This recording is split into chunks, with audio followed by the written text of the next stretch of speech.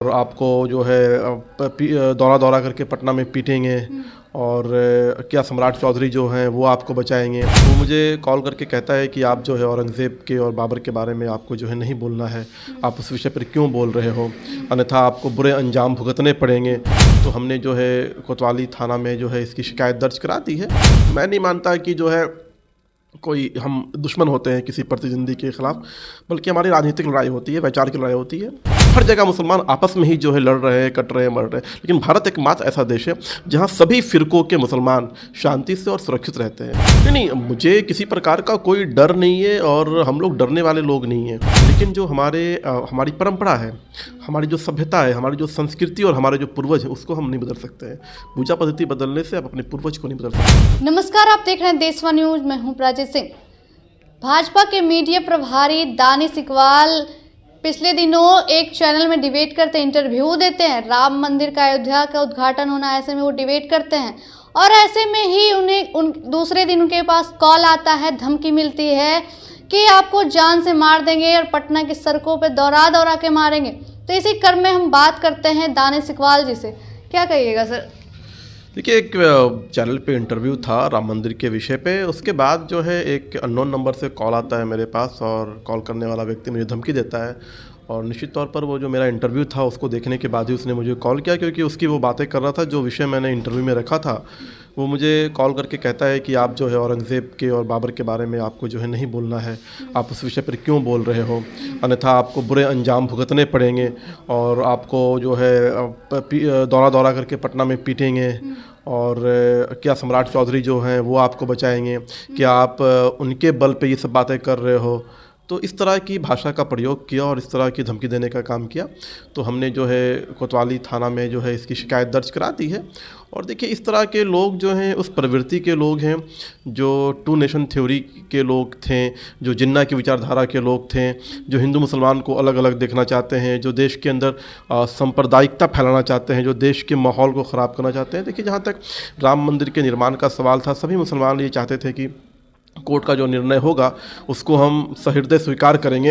और इस देश के जो देशज मुसलमान हैं उन्होंने इसको स्वीकार किया है। वो सब गौरवान्वित हैं, खुश हैं, क्योंकि देखिए, राम सिर्फ एक मज़हब तक सीमित नहीं है, भगवान राम पूरी मानवता के लिए हैं। अच्छा, कॉल मतलब इंटरव्यू देने के बाद कॉल कितने देर के बाद आया था?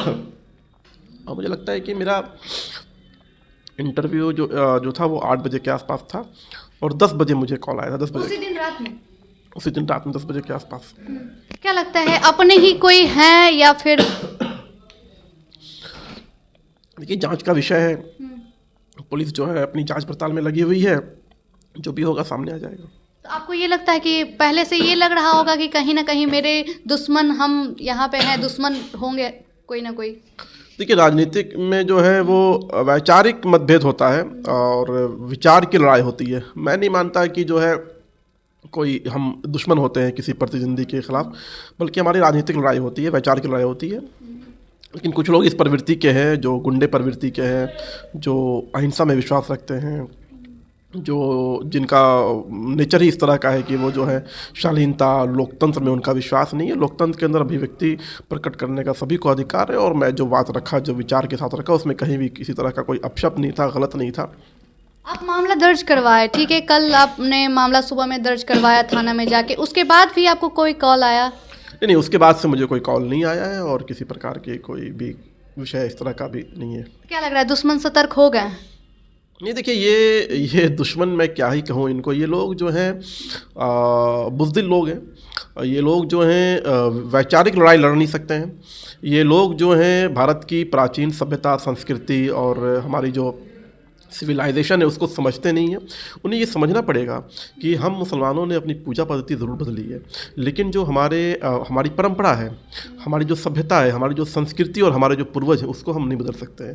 पूजा पद्धति बदलने से आप अपने पूर्वज को नहीं बदल सकते हैं। और मैं मानता हूँ कि जो देशज मुसलमान इस देश के हैं, जिनकी संख्या 85% है, आज भी उनके उनकी जो संस्कृति है वो भारतीय सनातन संस्कृति है, वो प्राचीन जो भारत की सभ्यता है उसको वो अपनाते हैं। और भगवान राम हमारे पूर्वज हैं और हम उसी मिट्टी के हैं, उसी खून के हैं, उसी मूल के हैं। और बाकी जो मुसलमान इस देश के अंदर हैं जो इस तरह की बातें करते हैं या जो विरोध करते हैं, वे मुसलमान हैं जो आक्रांताओं के साथ भारत के अंदर आए, मुग़ल वंश के साथ भारत के अंदर आए, और वो आज भी भारत के तो हो गए लेकिन भारत की परंपरा, उनकी सभ्यता, संस्कृति और उनके कल्चर को नहीं अपना पाए हैं। इसलिए रह करके इस तरह की बातें वो लोग करते रहते हैं। अच्छा, आपको डर भी लग रहा है, मतलब फोन कॉल आने के बाद आपको डर भी लग रहा है, कोई भय? नहीं, मुझे किसी प्रकार का कोई डर नहीं है और हम लोग डरने वाले लोग नहीं हैं। हम भारतीय परंपरा के लोग हैं, हम लोग गांधी और बुद्ध के देश के लोग हैं और अपनी बातों को, वास्तविकता को, अपने विचारों को प्रकट करने के लिए जाने जाते हैं। हम लोगों ने तो इस देश के अंदर सभी को जो है जगह दिया, स्थान दिया, सम्मान दिया। पूरे विश्व में अगर मुसलमान कहीं सुरक्षित है और इस मुसलमानों के 72 फ़िरका होते हैं और सभी फ़िरका अगर कहीं सुरक्षित और शांति के साथ रहते हैं तो वो भारत के अंदर रहते हैं। इस देश के अंदर जितने भी मुस्लिम मुल्क हैं वहाँ आपस में मुसलमान सुरक्षित नहीं है। पाकिस्तान के अंदर सुन्नी को शिया मार रहा है, शिया को सुन्नी मार रहा है, अहमदिया को जो है शिया मार रहा है। हर जगह देश में आप सीरिया देख लीजिए, बगदाद देख लीजिए, या फ़िलिस्तीन देख लीजिए, हर जगह मुसलमान आपस में ही जो है लड़ रहे हैं, कट रहे हैं, मर रहे हैं। लेकिन भारत एकमात्र ऐसा देश है जहाँ सभी फ़िरकों के मुसलमान शांति से और सुरक्षित रहते हैं। तो ये भारत की कल्चर है, ये भारत का जो है तहजीब है, क्योंकि यहाँ के हिंदू बहुत लिबरल है, बहुत सहिष्णु हैं यहाँ के हिंदू। तो इसलिए मुसलमान यहाँ सुरक्षित है और अच्छे से, शांति से रह रहे हैं। तो आपने साफ तौर पे सुना, दानिश इकबाल कहते नजर आ रहे थे कि उन्हें किस तरह से फ़ोन कॉल आया और कब आया और क्या धमकी मिली। तो ऐसी जानकारी के लिए देखते रहे देशवा न्यूज़। प्राची की रिपोर्ट, पटना।